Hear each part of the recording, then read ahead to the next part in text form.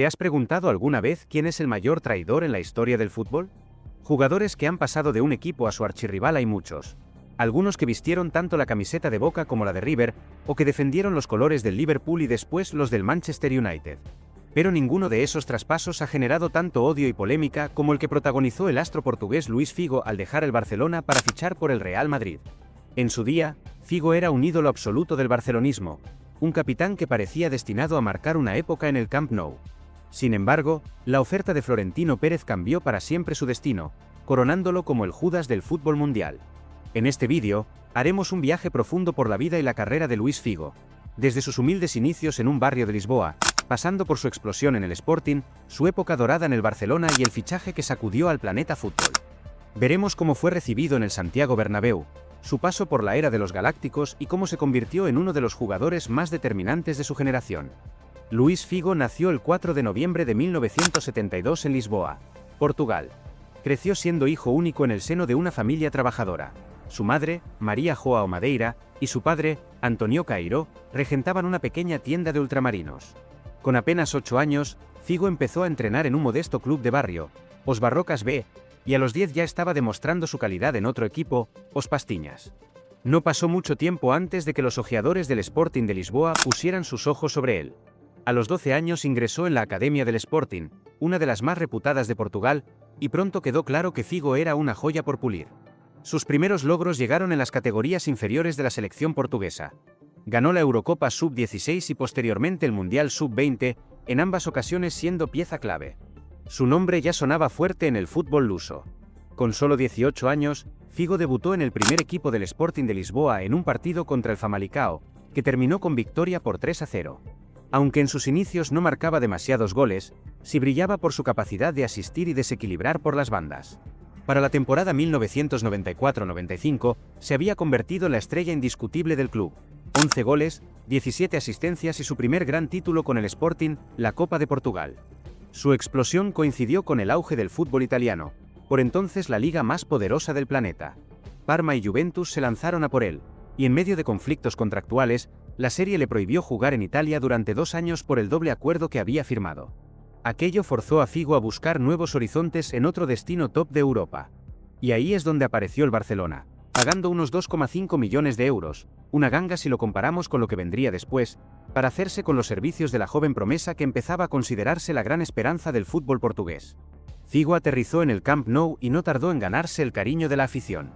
Tenía todo lo que se necesitaba para triunfar en la liga: regate electrizante, precisión en el pase y la versatilidad para jugar por ambas bandas gracias a su buen manejo de los dos perfiles. En su debut liguero frente al Mérida, aunque el encuentro terminó 2-2, la gente ya empezó a hablar de su enorme clase. Con el Barça, Figo viviría algunos de sus años más dulces. Ganó 2 ligas, 2 Copas del Rey, una Recopa de Europa y una Supercopa de Europa. Jugadores como Pep Guardiola quedaron impresionados desde el primer entrenamiento, y la conexión dentro y fuera de la cancha era palpable. Llegó a ser capitán, y en su última temporada, firmó números de crack mundial: 14 goles y 22 asistencias.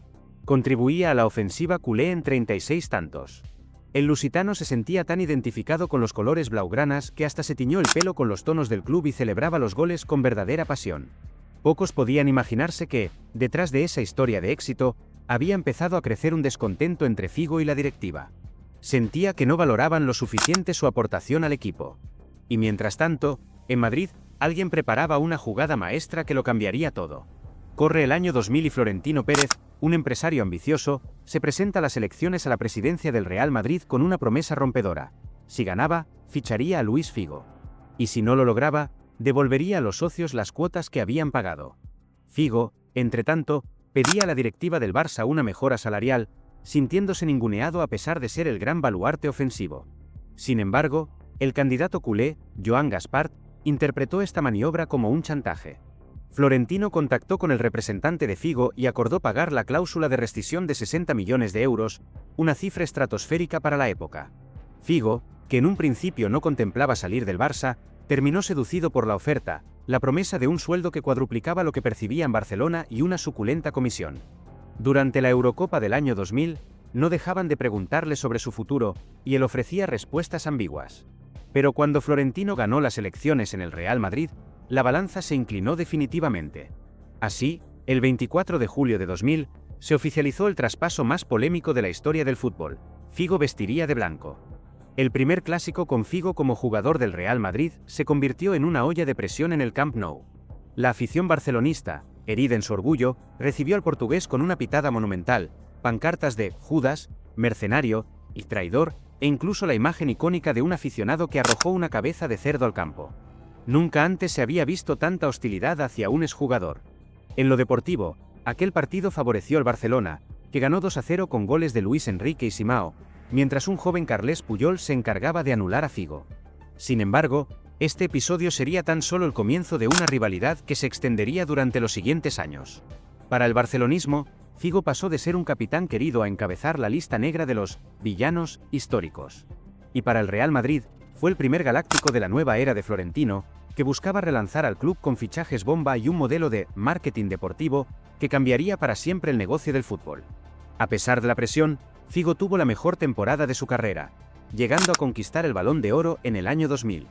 Figo se adaptó muy rápido al Real Madrid.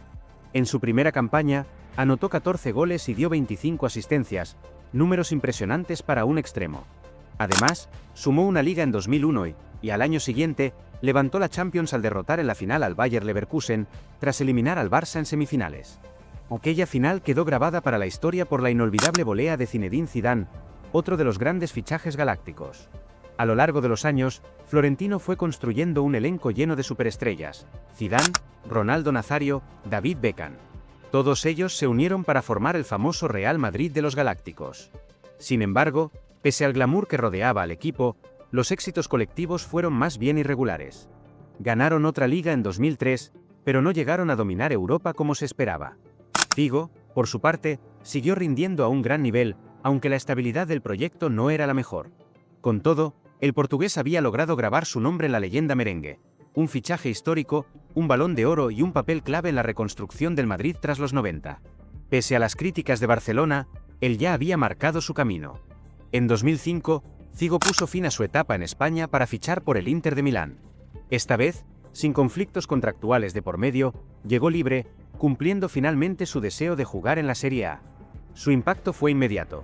En su primera temporada, ganó la Copa de Italia y el Scudetto, iniciando un ciclo de 4 ligas consecutivas con el equipo nerazzurro. A nivel internacional, continuaba siendo un líder para la selección portuguesa, disputando su segundo mundial en 2006, donde comandó al combinado luso hasta semifinales, cayendo de nuevo ante Francia, con gol de Zinedine Zidane. Aunque la etapa de Figo en el Inter no generó tanta polémica como su paso de Barcelona a Madrid, sí confirmó su estatus de jugador ganador. En 2009, con 36 años, decidió colgar las botas, sin buscar aventuras en ligas exóticas o retiros dorados. Sabía que el físico ya no le acompañaba como antes, y prefirió irse dejando un legado intacto. Fue una carrera digna de admirar, manchada para muchos culés por aquella traición, pero que para el resto del mundo demuestra el temple, la clase y la determinación de un futbolista que dejó huella en casi todas partes donde jugó. ¿Es justo catalogar a Luis Figo como el mayor traidor en la historia del fútbol? Para la afición barcelonista, sin duda. Pocos traspasos de un club a su máximo rival han generado tanta tensión y rencor. La imagen de la cabeza de cerdo en el Camp Nou, los insultos de Judas y la sensación de haberse quedado sin el gran estandarte marcaron un antes y un después en la rivalidad entre Barça y Madrid. Pero al mismo tiempo, Figo es reconocido por muchos como uno de los mejores extremos de todos los tiempos. Sus regates, su capacidad de asistir y su liderazgo en el terreno de juego inspiraron a miles de aficionados. Desde el Sporting hasta el Inter, pasando por sus años de gloria en España, siempre dejó claro que su talento no tenía discusión. ¿Y tú, qué opinas? ¿Crees que Figo fue un héroe incomprendido o se ganó el título de gran traidor con todas las letras? Déjanos tu comentario aquí abajo. Si te ha gustado este vídeo, dale like, compártelo y suscríbete para descubrir más historias impactantes del mundo del fútbol. Nos vemos en el próximo episodio con otro relato que promete emociones fuertes.